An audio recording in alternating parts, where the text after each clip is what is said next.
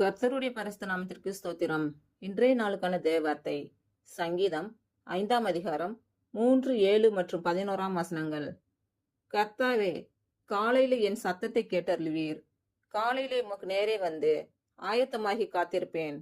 நானோ உமது மிகுந்த கிருபையினாலே உமது ஆலயத்துக்குள் பிரவேசித்து உமது பரிசுத்த சன்னதிக்கு நேரே பயபக்தியுடன் பணிந்து கொள்வேன்.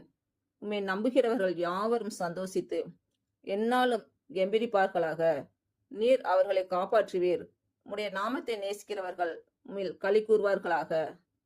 இன்று பிறந்த நாள் மற்றும் திருமண நாள் காணும் அனைவருக்கும் இயேசு கிறிஸ்துவின் நாமத்தினாலே வாழ்த்துக்கள்.